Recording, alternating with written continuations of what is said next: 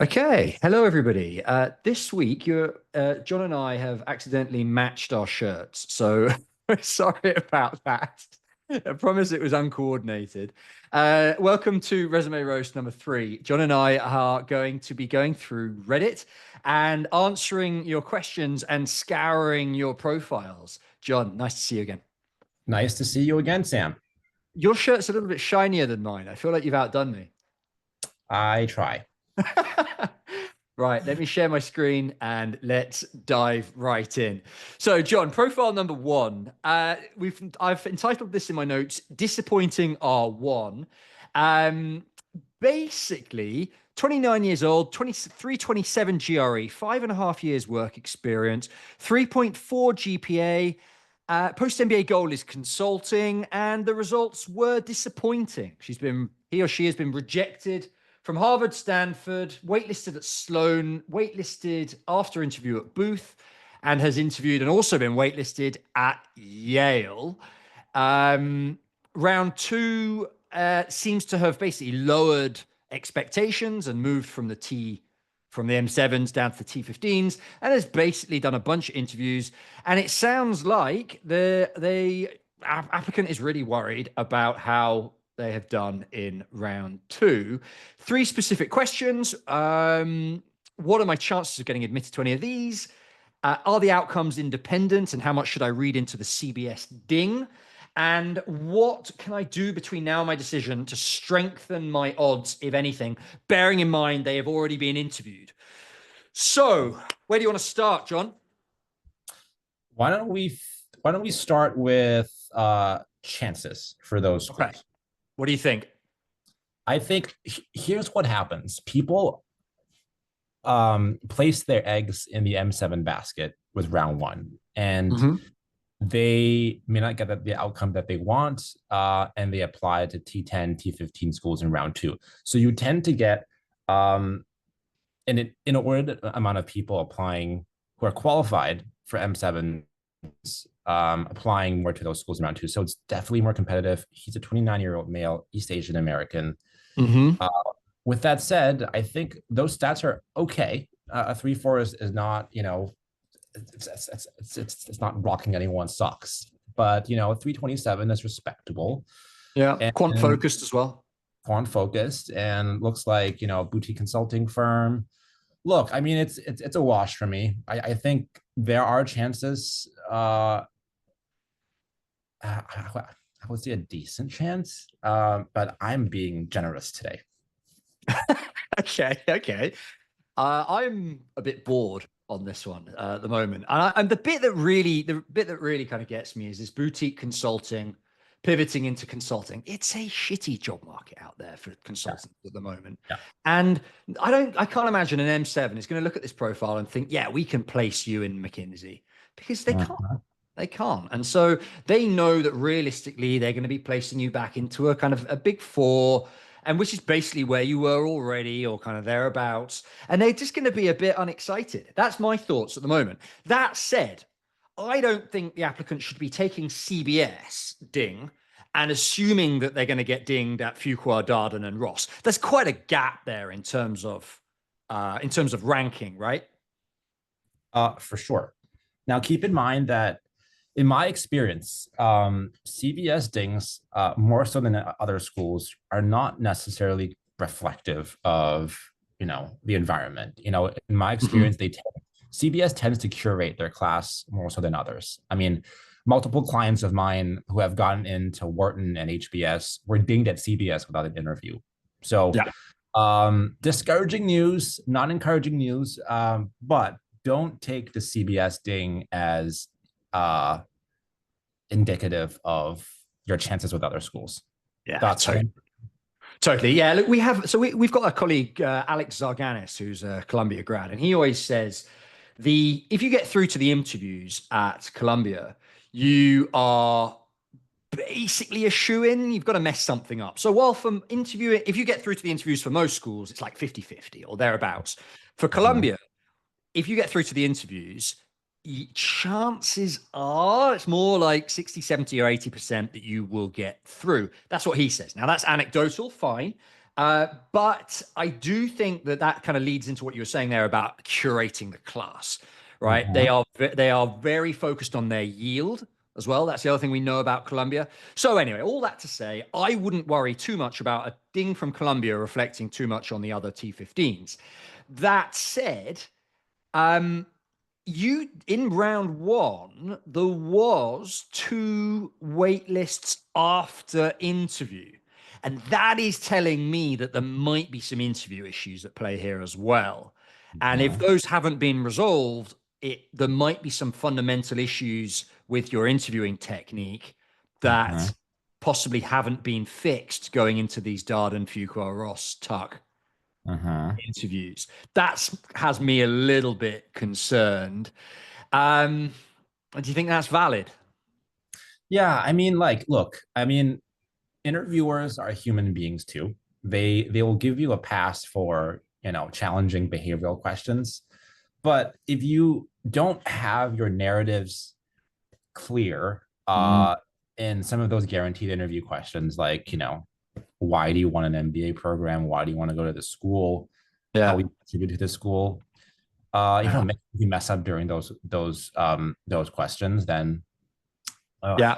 that's bad news. I'm with you. Those are basic questions that you can't get wrong. I mean, yeah, Booth won't like it, but nor will Fuqua, nor will Ross. Yeah, if you can't answer why you need an MBA clearly and convincingly, you're in trouble. So let's just hope that that's not the reason why those wait lists, why those interviews have converted to wait lists.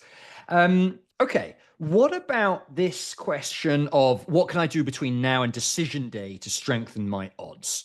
You've been interviewed, you're waiting nervously to hear back from the school. John, you're an admissions reader. What can somebody do, if anything, to improve their odds at that late stage? Well, it's a song and dance. Look, I mean, admission teams don't really want to hear from you unless you have major life and work updates between when you interview and when you hear back.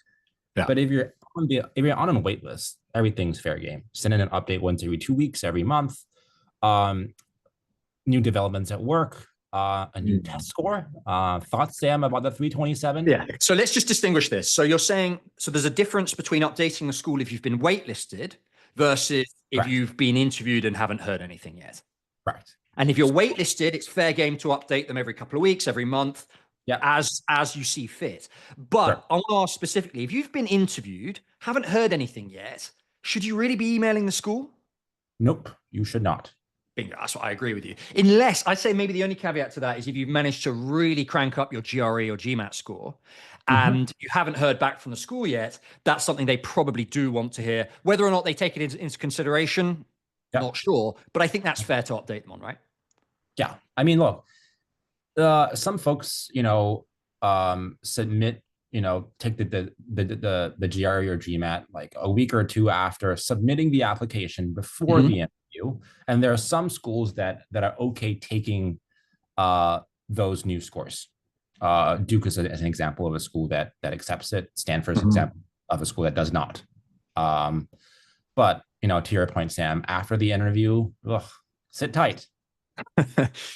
Most people, I tell them at this stage, better off focusing on your next steps, scenario planning for what you'll do Uh-huh. if you don't get into any schools, and thinking, moving your focus maybe to round one next year rather than bugging the schools after the interview. And like, I heard somebody message me the other day on LinkedIn saying, just had my interview. Should I email them to reiterate how this school is my top choice?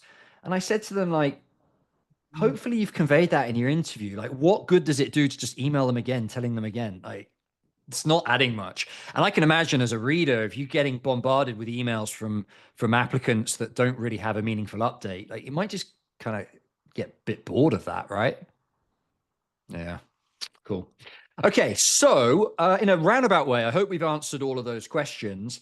There's plenty of sort of supporting comments there, but we'll move on into the next application. Okay, let's talk about profile number 2, ding analysis, please. So this applicant is feeling lost after round 1 and round 2. Title speaks for itself, went 0 for 7. What a shit show. Okay.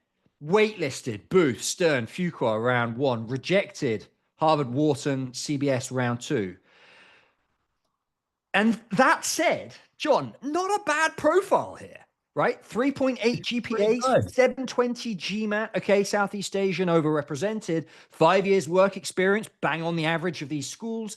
Leadership development program with some buy-side experience, decent extracurriculars, pro bono. Post MBA goal is IB, doesn't sound too far wrong. At this point, I guess I need a ding analysis. Yeah, you do. Absolutely. Yeah. John, Yeah. where have they gone wrong? Well, let me clarify one thing. I think Southeast Asia is not necessarily overrepresented. Depends on the type. South Asian, Yeah. yes. I Okay. think Could you look, make that distinction for me? Sorry, I'm that's new for me. so South Asian would be India. Southeast Asian would be Vietnam, Thailand, Singapore, Indonesia. Okay, interesting. And you differentiate them between them because obviously there's a much larger Indian pool of applicants than there are Yes. Vietnamese. Yeah. Yeah. Okay. Yeah. Interesting. Okay. So look, I mean, investment banking goal, respectable GMAT, good GPA. I mean, ton of people want to go to Stern for that goal, but that outcome for those schools, I mean, Cornell waitlisted without an interview, that's a little harsh. If I had to guess, I think probably didn't spend too much time on the application. Probably the goals were not as clear as they could be. Yes, maybe they said investment banking, but was there a particular reason why he wanted to do investment banking? What is the end game there? And then maybe the Yeah. presentations were subpar. I don't know. I mean, there's Digging something. into that, Speaking as a former investment banker myself, let's look at this transition, at this goal. So, energy-related LDP, which means a leadership development program, which is typically these rotation programs that companies offer generally to people who've graduated from undergrad, and then they get moved around. This leadership development program get moved around different departments of the company.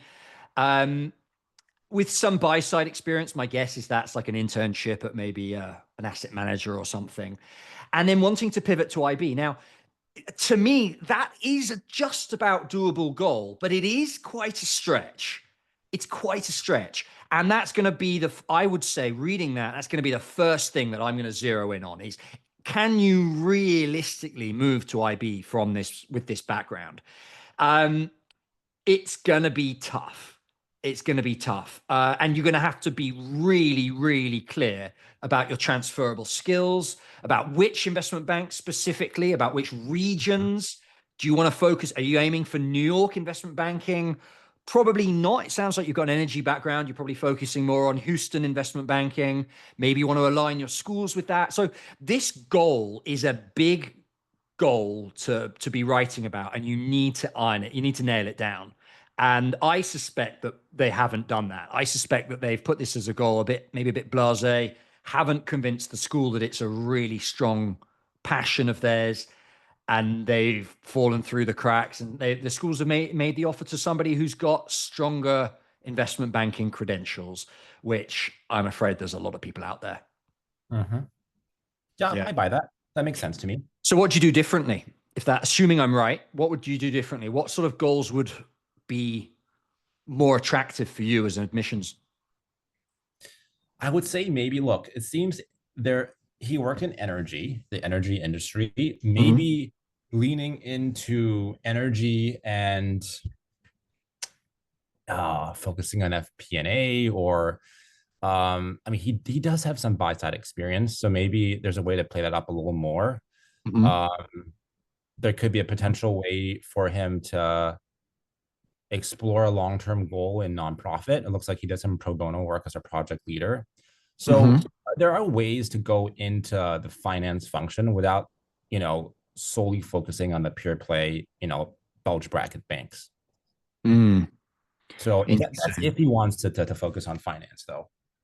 Yeah, I'm wondering whether a slightly different. I mean, maybe you're married to investment banking, in which case fine. But if you're not, I would suspect something like a corporate strategy role within the energy sector is quite a classic post MBA, post LDP role, frankly, you'd be quite well positioned for that role, right? You've got all your strategy classes from your MBA. You've done your corporate finance classes from your MBA. You've done your Yeah. leadership development program, so you can point to exposure to in loads of different parts of the energy company. Yeah. That would be, to me, a more strategically sensible goal to write about, I think.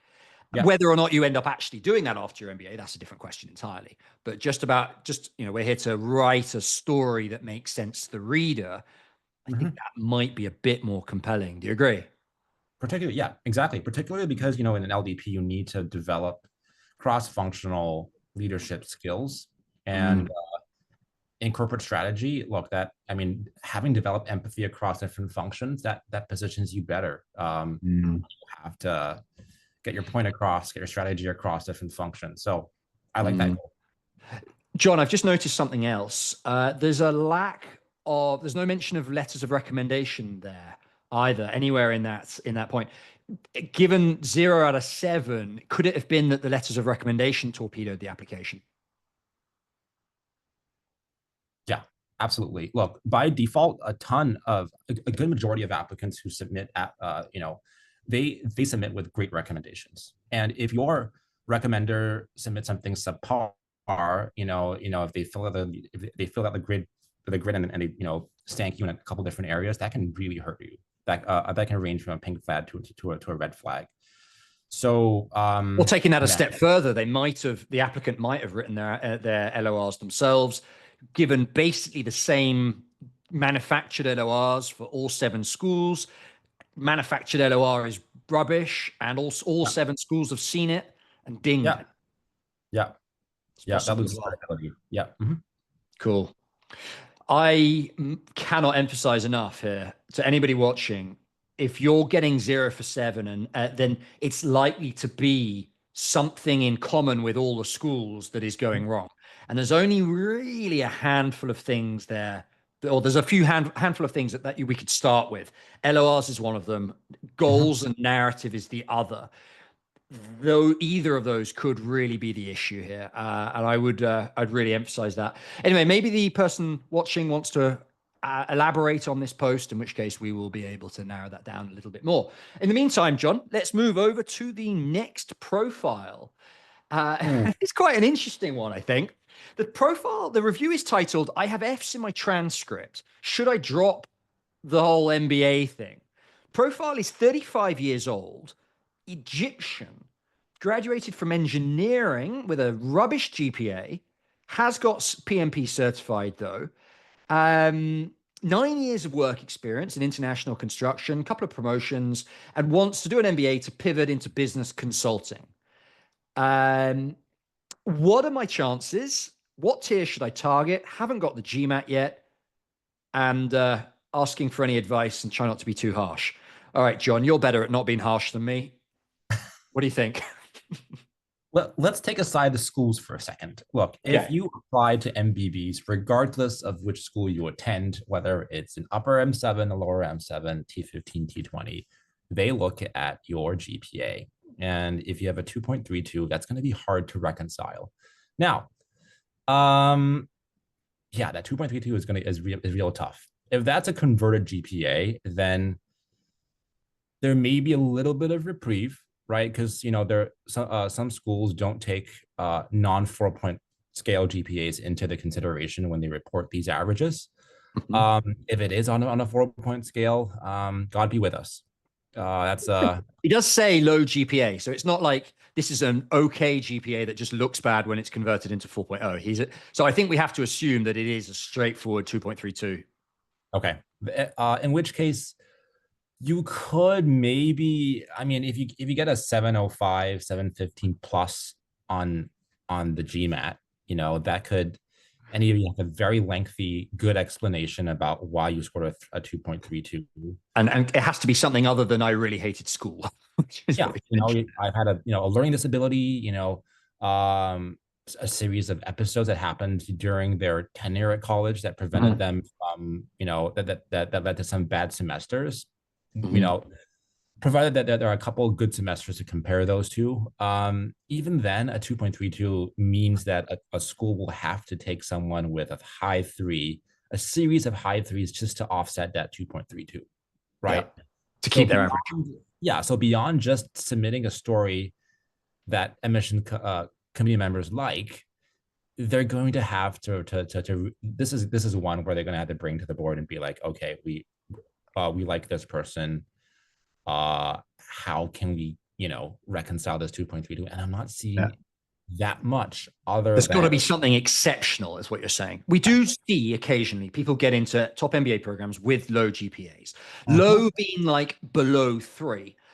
Yeah. For someone to have a 2.32 and get into an MBA, there has to be something absolutely exceptional. John, what do we mean by exceptional? Give me a couple of examples of things that you might see on a profile that would offset a 2.32 GPA. Work at a reputable firm, series of many promotions, leadership qualities, firm-wide impact. Looks like two promotions. Was it? I think it was two promotions in um Yeah. across 9 years work experience, which doesn't seem particularly stand out, Mhm. among that pool. And obviously, yes, stand out. In other words, super high GMAT or GRE, stellar work experience, and an Mhm. incredible life story. We don't know what this person's life story is, Mm. but all those levers have to be turned up to high in order to make up for that 2.32, even for those schools in this list that are Does in the. does the PMP help? What do you think, Sam? Not particularly. Yeah. Not Yeah. particularly. I mean, it helps in a professional context if you're applying for jobs, maybe, but from an MBA perspective, I don't think it makes that much difference. Okay, so I think we're aligned on the GPA being an issue, but what about the Fs specifically? Does two Fs in the transcript? Let's assume the GPA was much higher, 3 point Yeah. something. What do the Sure. two Fs make are a problem? You know what? Not really. I mean, there are classes that people flunk at, and some of them are lucky to get a withdrawal out of it. If the two Fs are, you know, if it's a consistent string of Fs, then yes. But I think two Fs and you have a good explanation for it, I think it's okay. Yeah. I mean, You could write an optional essay to explain each of yeah, those. I went through a difficult easily. phase, death in the family, something that's not difficult Mhm. to Yeah. mitigate. Yeah, I agree. It's the overall GPA that's more of the issue. What about the age? 35 years old.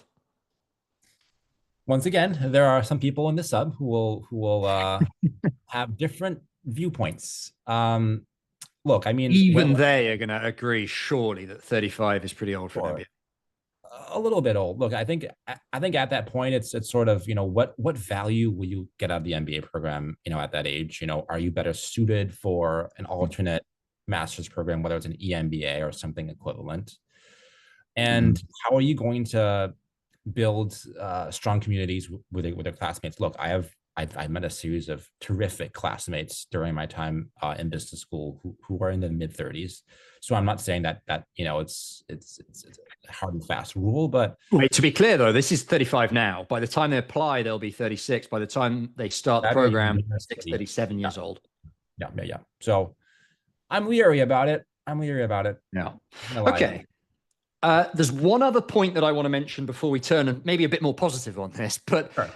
this consulting goal, Mhm. I'm gonna just be blunt on this. I think that if you've got an engineering, you graduated from a top engineering school, you've been in construction engineering, when you're on the MBA, do what you want. But as far as your application is concerned, you've got to lean into that. Don't throw Yeah. yourself into the consulting bucket with everybody else. Like you're just gonna. Sure. There's no point there. Focus on Yeah. make a narrative that uses that construction narrative, that construction experience to your best potential. For Mhm. example, I worked with a client who was from Morocco a couple of years ago that had construction experience and talked about rebuilding parts of Morocco in where there are shanty towns, rebuilding them into safer housing. For example, play that narrative. Have goals that are they're gonna do that.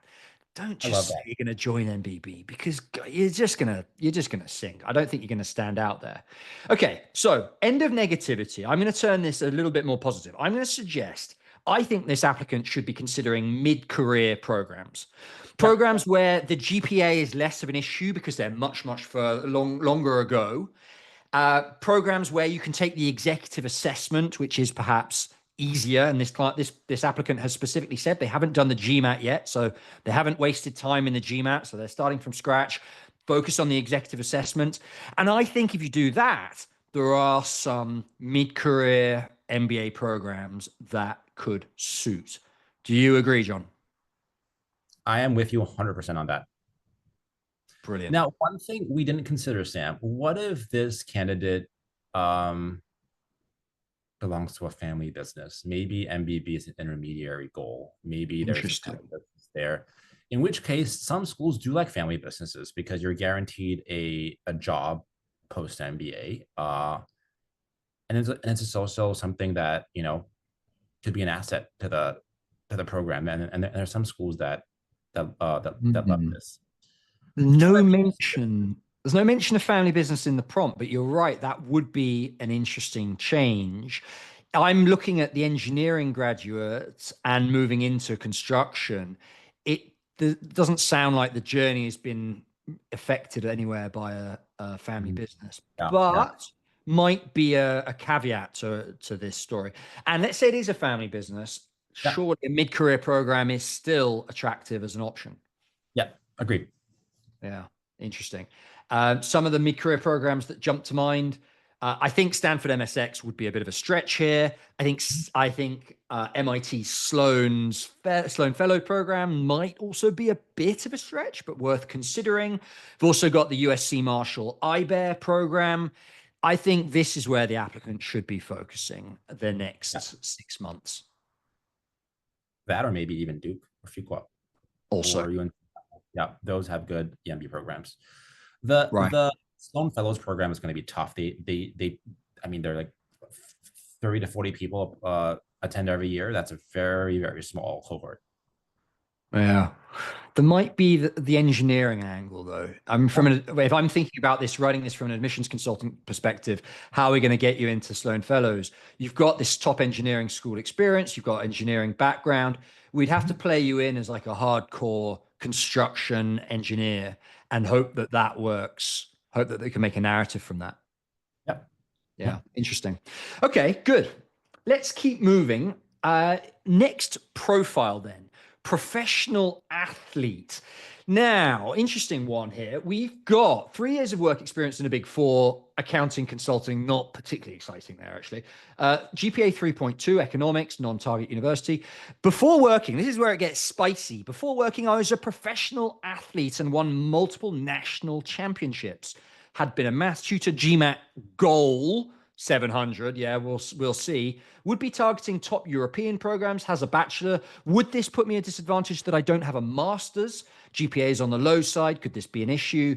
30 by the time I enroll. Will this be an issue? Mainly looking to pivot into strategy consulting or corporate strategy. Would an MBA be a good investment? Should I aim for a top program? Would a strong regional MBA work as well? Any thoughts appreciated? Okay, John, I'd like to start with the bachelor's question. Yep. I only have a bachelor's, not a master's. Does this put me at a disadvantage? Over to you. Nope. It is not a problem. Schools do not. I mean, it's great if you have a master's. I mean, that shows, interest in a certain subject area, expertise. Mhm. But, if you present a low bachelor's and a GPA and a high master's GPA, then the school will think, okay, this person's making an effort and academics isn't necessarily a sore point, but they take the undergrad bachelor's GPA into their averages. For the rankings. Correct. Right. What happens to the master's GPA? Anything? It's a point of reference. I don't Yeah. think they don't really use that for they may have internal But I don't think the rankings use it, and therefore it doesn't carry anywhere near as much weight for the correct. for Yes. implication. Okay. So to be blunt, to answer that question, masters does not matter. Anyone else watching, do not feel at a disadvantage if you don't have a master's. The bachelor's GPA is what matters. Okay, my GPA is on the lower side. I didn't attend a prestigious university. Could this harm my chances? I don't think we need to even bother that much on that. Yes, GPA is an issue. 3.2 though is not a train wreck. right? Nope, Average of the not dead in the water. go on. Not dead in the water. I think it's on the lower side, but ton. Well, there are people who get into great schools with a 3.2. Yeah, yeah, and particularly these European schools that you're targeting are Yep. not known for being particularly picky about GPAs. So not dead in the water, I think, is the right point.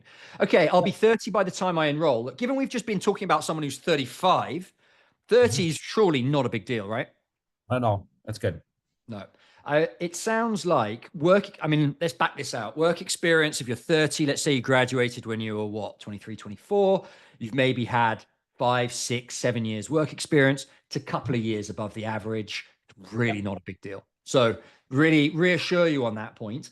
Um, the other point, yeah, let's talk about this GMAT, right? I see this so many times where we meet people who haven't done the GMAT and they say, I'm aiming for a 700 plus, or in the new test, I'm aiming for a 685 plus. Good for you. Cool story, bro. Like everyone's aiming for a 700. That means very little. So I will believe that when I see it. That Yep. said, you've been working in a big four in accounting consulting. Your numbers, your quants, probably still fairly fresh. Bachelor's in economics, there were probably some math classes involved in that. So I don't see any reason why a 700 wouldn't be doable. But Yep. we're going to take that with a pinch of salt, right? That's fair. That's fair. Yeah. Yeah. Okay. Right. Now we get into the interesting stuff. Sports. Um, national champion. I mean, we don't know what sport. It could have been something quite niche, but generally it's got to be a good thing, right? Yeah.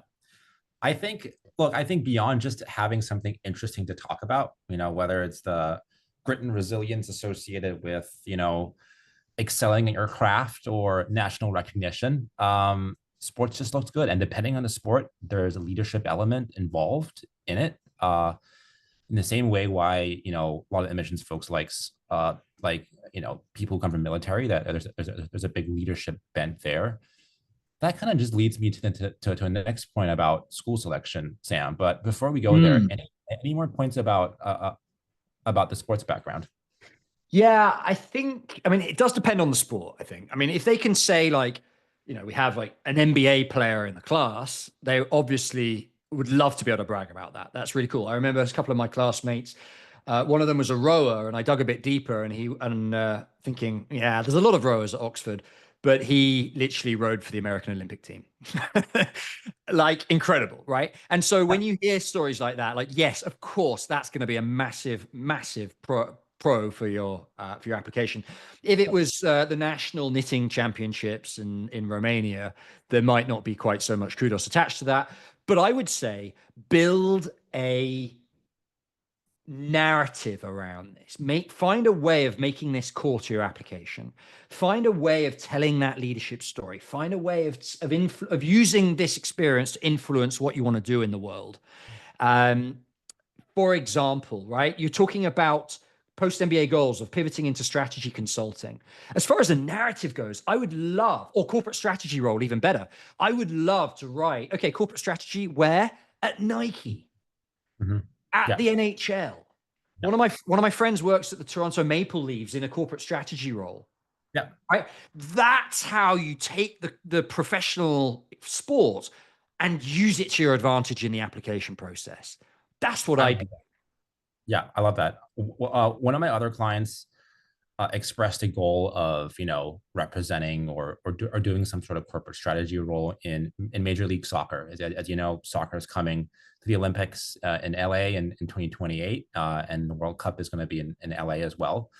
And so doesn't have a soccer background, but has been to a bunch of World Cups growing up.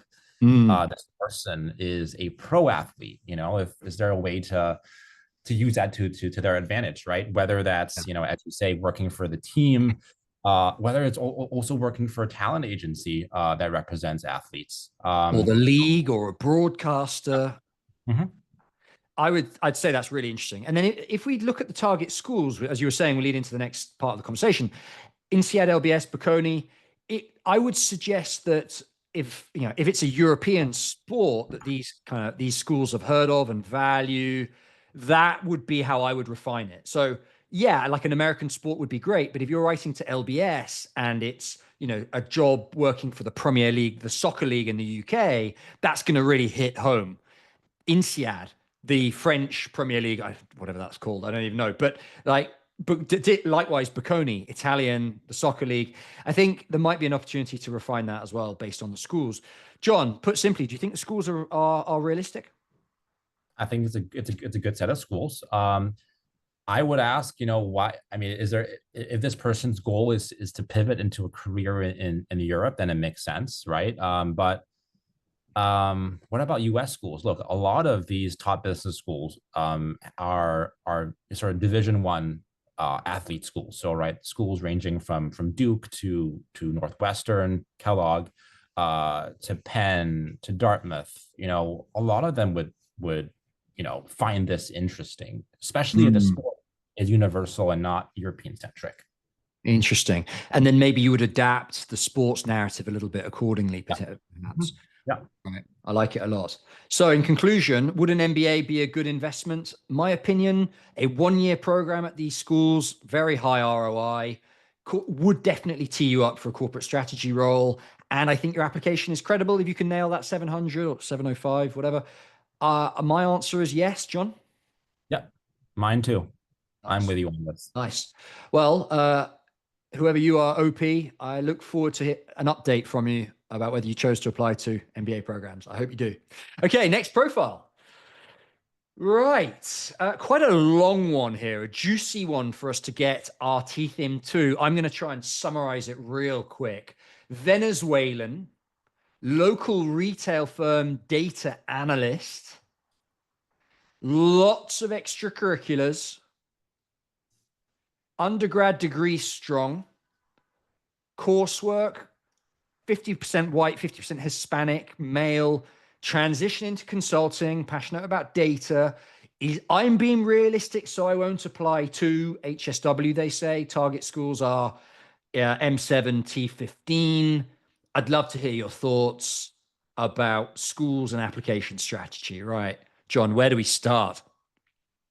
I think that list is pretty good. I mean, I don't think there's any reason why this person shouldn't aim high. I actually I love this profile. I think good spread of work experience, good focus on volunteer work, which is something that schools love, and the depth of this person's volunteer work um, indicates that this person is genuine about giving back, and Yeah. that can show up not only in the resume and the application, but also a narrative that they can build and potentially even a goal, right? Mm. And I can dive into the nuances behind a consulting goal and everything and tips for this person to build a narrative. But any intermediary thoughts there, Sam? Yeah, I think the other strengths that stand out to me. I mean, Venezuelan definitely helps. Well, I had an applicant in round one who's no, sorry, round two, who's Venezuelan, who is at 11 interviews out of 13 schools so far. Yeah, strong profile for lots of other reasons, but just generally, we know that Venezuelan is an underrepresented group in business school, and I think that's going to be a strength as well. I think that there's a couple of flags for me, not necessarily red flags, but just things that this applicant needs to be aware of. The first one is 24 years old, is perhaps a bit young. Um, we don't explicitly, I don't think, know the number of years work experience, but we can assume it's one or two, certainly Yep. towards the bottom end of the range. I would encourage you, OP, to be patient here as well. I don't think your profile is getting weaker, put it that way, in the next year or two. So maybe, apply as you want to this year, but bear in mind that you might end up being a reapplicant. And if you are, that will not be a bad thing necessarily. The other thing that I would say is a potential weakness. I think it's the one that stands out is this working at a local retail firm in Venezuela. Now, I don't know whether that's a big like a Walmart retail firm or whether that's some like family business little corner shop. If the latter, then the lack of brand on the resume could be an issue, I think. Yep.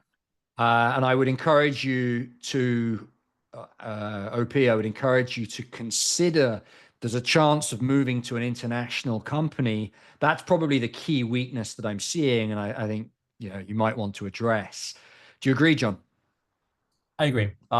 Look, most people applying internationally tend to be slightly older than domestic applicants to Hmm. U.S. schools. Hmm. And so if you are to enter this school with 3 years of work experience, not unheard of, but on the younger side. And if your company is not well recognized, it can be hard to vouch for the legitimacy of it. Obviously Sure. things like having a notable investor or being publicized in reputable publications helps. But Hmm. I agree with you, Sam. If this per, if this O- if OP can think about moving to a better known company, that will Mm. definitely help strengthen the application. I And mean, what this do you could think about the data? What do you think about the data background? I mean, it's very clearly that seems to be the theme to be working with, right? Data analyst is the role, data analysis projects in the extracurricular. That's yeah, here, so even some publications.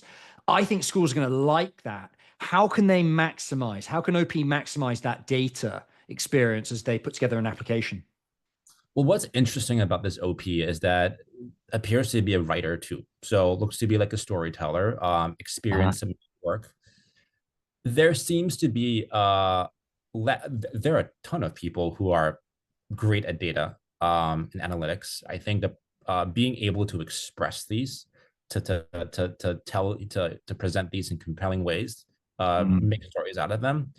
That's what this person's strength appears to be. So could there be an opportunity for this person to submit work blending storytelling and data analysis in perhaps internationally recognized publications. So your work Mm. gets exposure around the world. It looks good, and it can help. You can raise issues during these pieces that align with your goals and strengthens and pads your narrative. So that Mhm. would work in concert with your application, and it could also be one way to add a couple brand names into your resume, especially when we're not sure about the stature of the company where this person works. So using the publications and other ways of name dropping well-known brands into the resume. Yeah, Essentially, I like it. Okay, what I'd like to just think about this narrative a step further. So the one way that I often think about narrative creation is about a Venn diagram. And I imagine, let's say in this case, a Venn diagram with three different aspects of the profile, trying to find that area where they overlap and use that to create the narrative. And I'm looking at this and I'm seeing a few different things. I'm thinking one is data. That's a really clear part of the Venn diagram. I think this volunteer work with socially vulnerable community, that's another part of the Venn diagram. And I think this focus on Venezuela and that the sort of the LATAM part is maybe another aspect of the Venn diagram. So in other words, where does socially vulnerable Venezuela and data come into play? And how can we use all three of them to create a narrative? I like the idea of a post MBA goal that is perhaps working at for example, an impact consulting firm that's present in Latin America using data to impact socially vulnerable communities in Venezuela, right? There aren't many applicants better positioned for that goal. Now, whether that's what you end up actually doing, you know, no, fair play, do whatever. But in terms of writing an application, I think that's how you position yourself really uniquely. OP, if you're watching, get in touch. I want to help you put together your narrative. I love your profile. I think you are in with a really good chance of these target schools. I might need to walk you off the ledge and tell you to be patient, and that might be part of the conversation. But I do think there's a lot we can do. John, any final thoughts before we move on? I love the idea of impact investing. Look, if this person wants to stay in consulting, Bridge Span Group hires a good number of MBA program of students from top MBA programs. That can Mhm. be a good show of force too, given the genuine interest in giving back. So Nice. Cool. Okay. Next profile. MBA yes or no, I'm calling this one. Am I dumb for considering an MBA at 25? Right, John, this person's living the dream, right? Much like us in lots of ways, right? Working fully remote, pretty good work life balance. Making 100, 110K. age 25, basically kind of living the cushy life, but thinking about maybe doing an MBA, thinking about maybe T25s in the US, would be scholarship focused, would only do it if they get some money. Am I an idiot for thinking about going into debt for an MBA? In my current job, I'm targeting 135K. There's a bit of risk involved, purely considering it from an ROI perspective, because they live in a high cost of living area. Just like quite a classic situation of should I do an MBA?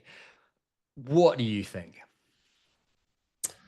Well, no one is dumb in Reddit, Sam. Some people are. Well, what I would say, I'm not seeing the end goal here. This seems like a Me Too kind of uh intention behind pursuing an MBA program. It's like I'm making Mm. pretty good money. Could I make more? Versus I genuinely want an MBA to upskill myself. I genuinely want an MBA to pivot industries, to pivot functions, to pivot geographies. I'm not seeing any of that in this post. And Yeah, it's quite transactional, isn't it? correct. They're And kind of treating it as like buying an MBA as an investment and hoping that the value exactly. goes up. Yeah. Yeah. And so if you have to manufacture a narrative and goal for yourself to justify why you should even consider applying, then the justification for an MBA program to pursue an MBA is not clear for me. And I would say, yes, there are no dumb people in Reddit for the most part, but I would say, yeah, yes. Mm. I would answer the question yes to OP. Sam, thoughts? Yeah. I don't think you're dumb for considering it, but I do think you got to have that goal in mind. He's saying that if I stay on course to at my current job, I'm hoping to make 135K. Look, let's lay out what the timeline would look like if you're going to improve that, if you're going to increase that. You're going to go Sure. into a higher area of consulting. Okay, so you're going to presumably apply to an MBB. And yeah, the post MBA salary for an MBB, might be high hundreds, low 200K. Great. You're not going to have a life. You're certainly not going to work fully remotely. You're absolutely not going to be getting up and working in your pajamas every day. Your quality of life is going to deteriorate substantially. You're going to have a few more gray hairs a lot more quickly than you otherwise would. So is the ROI going to make sense? From a purely financial perspective, I think it probably would, particularly if you targeted like a 1-year program, you had a scholarship, you apply to programs that are maybe slightly lower in the ranking and you could compete quite aggressively for scholarship money and negotiate quite aggressively for scholarship money, then you could financially make this work. You could possibly double your salary if you really play your cards right. But at what expense? Yeah, you're not going to have that work-life balance.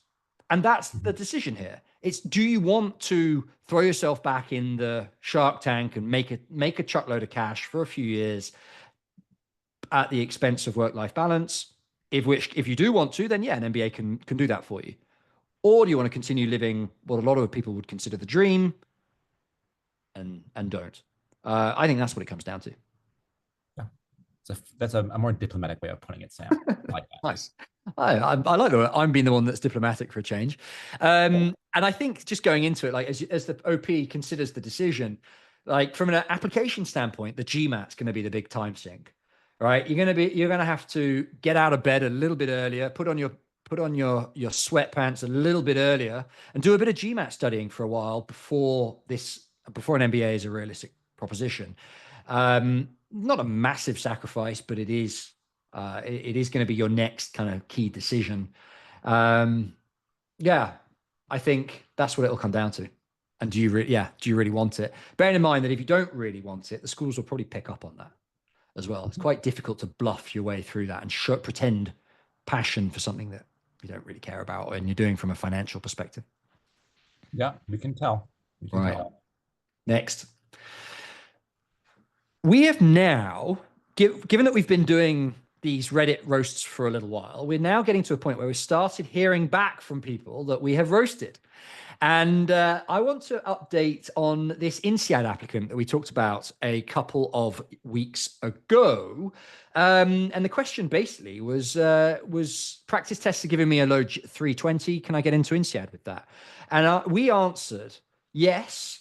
If you can get your GRE into the high 320s, then you would be a strong candidate for INSEAD. Now, the good news is applicant busted my butt and got a 338.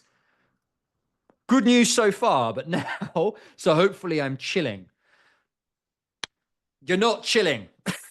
You're not chilling. John, OP has got the GRE out of the way and is considering or is going to write an application to INSEAD. What do they need to do next? First of all, congratulations on that 338. That is a fantastic score. Do not chill.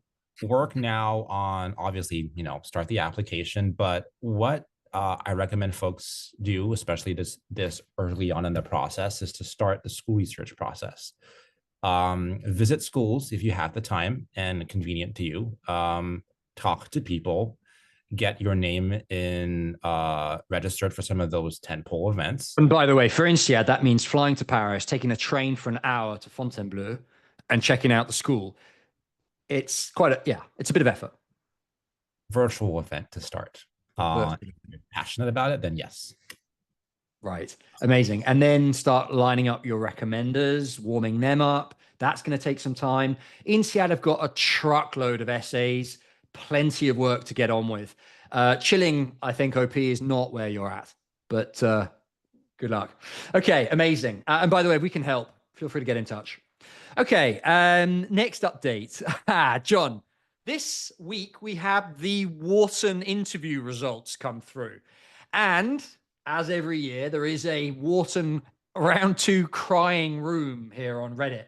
What I'd like to do is spend a couple of minutes talking about some of these profiles who got rejected and just really quick off the bat, trying to give some idea as to why they might have been rejected. Obviously, we haven't got much info here, but with what we've got, let's try and give a knee-jerk reaction, very blunt ding analysis. First one, MBA Guru, rejected with a 330. 5 years of IB and PE experience, felt my essays were strong. Basically seems to have been rejected from Wharton with a 330. What do you think might have gone wrong? My condolences for this for this applicant. That's a pretty strong profile. I will. 330 is bang on the average, though, right? That's not outstanding. Not outstanding, but without an interview too. But maybe when you're applying from an IB background to school like Wharton, you have lots of competition, right? Whether you're working at a bulge bracket bank, and even then, Wharton has their choice of folks who have higher scores than that, or even higher GPAs. So at this point, it's a comparative game. What it's about stats. It's about where you went to school. It's also about where you worked. So yeah, that's the John, somebody else got rejected with a 337 GRE. What could have gone wrong there? I'm guessing maybe it's a younger applicant. Maybe the work experience hasn't been as compelling. Maybe the narrative wasn't there. I'm guessing that the GPA is okay. Even if it's a low 3, a 337 is a pretty good way to allay doubt. But yeah, I think that's what I'm going to guess. Probably the age, probably what about this person? 765, 3.8 double major, works at OpenAI. They must have done something really bad to screw this up. Should be a strong profile. That one's something. Red flag somewhere. Red flag is planted somewhere, or this person planted a red flag themselves in one application. This might have been a crappy recommendation, poor goal statement. Yeah, lots of things. Okay. All this to say, in fact, Malf spotted somebody with an even higher. There was somebody with a 339. Hang on. Oh, Here, 339 rejected from Wharton and Harvard, domestic candidate. 339. That's like almost a perfect GRE. yeah. Well, I mean, look, this is just my take. There are no shortage of people with stellar stats applying to Harvard, and if I had to guess, um, Harvard is a little bit more lax when it comes to some of these test scores. You'll see in the range for Harvard that they have a much higher range than they do with some of the other Wider schools. range. Yeah, and that's because the rankings game for Harvard, if I had to guess, is not as important as it is for some of the other MSET schools. People Yeah. go They just came through us at 13th in the Financial Times ranking. And are they going to see less applications as a result? absolutely not. They don't give a shit, do they? No. They don't give a shit. So they can be more picky. Interesting. But to be fair, a 339 jury, you're obviously smart, probably have a strong career as well. There's probably something going on there. Anyway, all of this to say, if you have been rejected from Wharton in round 2 and you would like a ding analysis and you're thinking about having another go at this in round 1 next year, get in touch with John or I, and we'll do a more thorough ding analysis and hopefully give you some useful value. Okay, awesome. John, that's all we have for today. Thank you so much again for joining, sharing your wisdom. And I look forward to catching up with you next week to roast a few more Redditors. Roast you next time. See you later, mate.